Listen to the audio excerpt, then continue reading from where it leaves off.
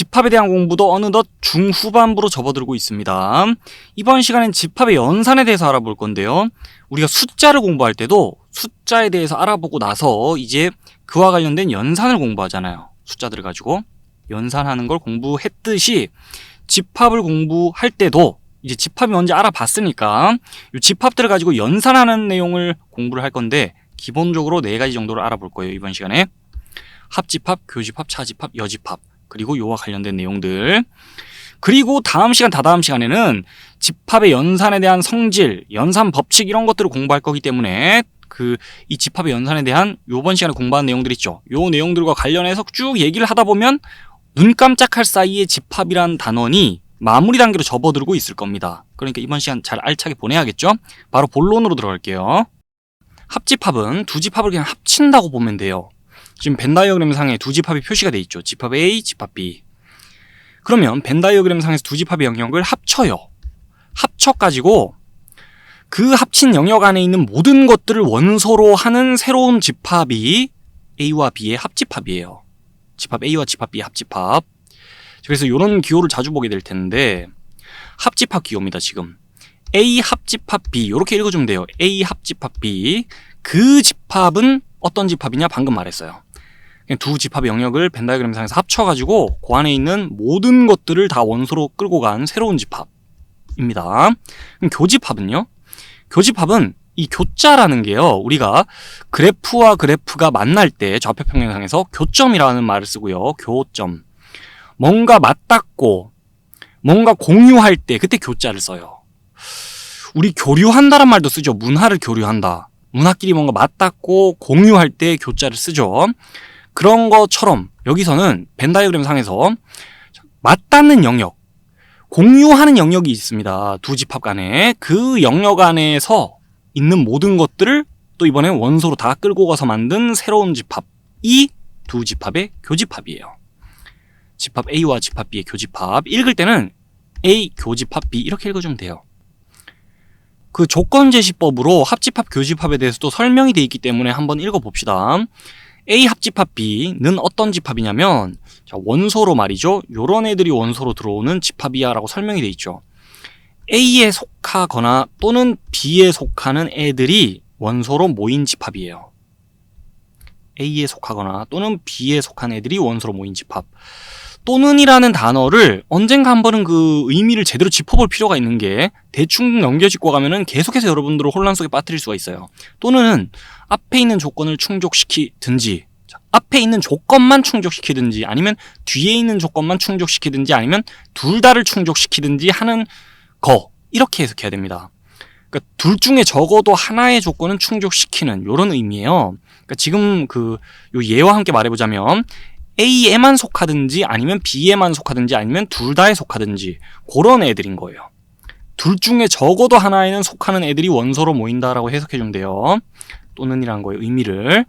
자, 합집합에 대해서 의미를 한번 생각해 봤고요.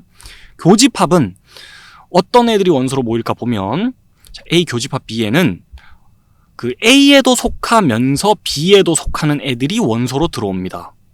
그리고는 동시에라고 해석하면 돼요. A에도 속하면서 동시에 B에도 속하는, 둘 다에 모두 속하는 애들이 원소로 온다는 겁니다. 또는과 그리고에 대한 의미 해석을 잘 해줘야 돼요. 그리고 이제 교집합에 대해서 조금 추가적으로 얘기할 게 있는 거는 서로서로한 걸 좀 들어봐야 되는데, 둘의 교집합을 생각했을 때 두 집합의 교집합이 공집합이다? 이게 무슨 말일까요? 이와는 다르게 두 집합이 벤 다이어그램 상에서 완전히 떨어져 있는 거예요. 공유하는 원소가 하나도 없는, 둘이 공유하는 원소를 생각해보니 하나도 없어가지고 교집합이 텅 비어 있어요.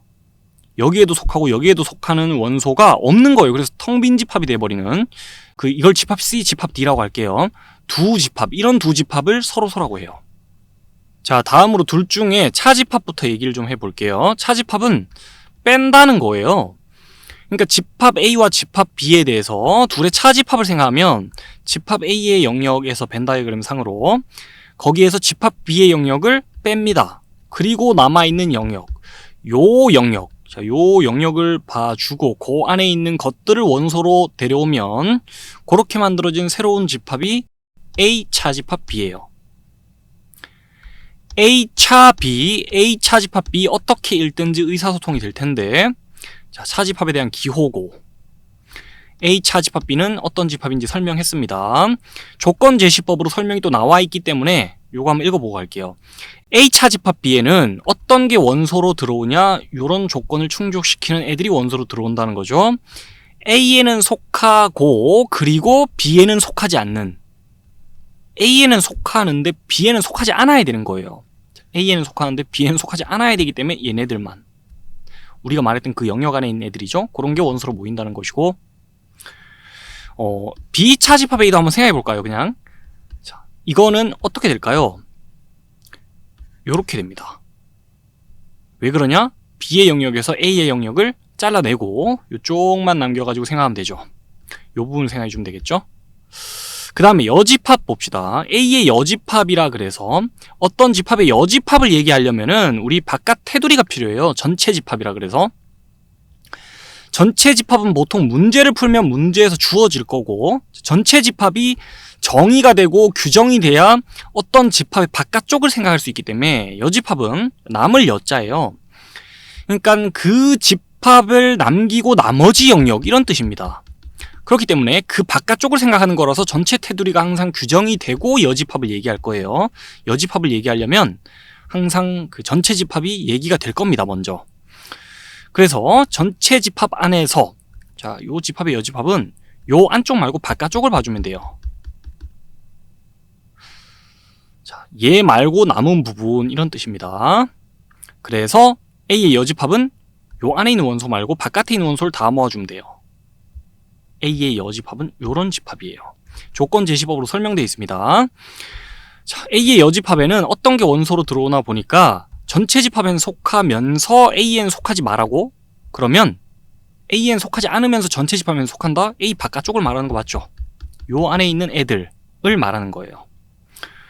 그러면 B의 여집합도 한번 생각해 볼까요? B의 여집합은 B 바깥쪽에 있는 거를 다 원소로 끌고 가주면 되잖아요. 요거를 원소로 데려와 주면 됩니다. 오케이. 그리고 여집합 얘기했으니까 요 위에서 차집합과 여집합에 대한 그거를 한 번 더 얘기할 게 있는 게 요 표현에 대해서 봐둬야 돼요. A 차집합 B하고 A 교집합 B 여집합하고 똑같아요. 똑같은 거니까 A 차집합 B가 있으면 여러분들은 요걸 떠올려 줄 수 있어야 되고, 요걸 보면 요렇게도 수식을 적어 줄 수 있어야 돼요. 둘은 똑같은 거예요. 벤 다이어그램상에 생각해 봅시다. A 차집합 B는 여기였죠. 요 영역 안에 있는 원소들을 모아서 새로운 집합을 만들면 되죠. 그러면 A 교집합 B 여집합은요?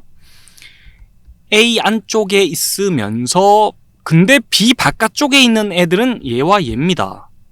그러니까 요 영역 안에 있는 애들이죠. 그것들이 원소가 되는 거예요.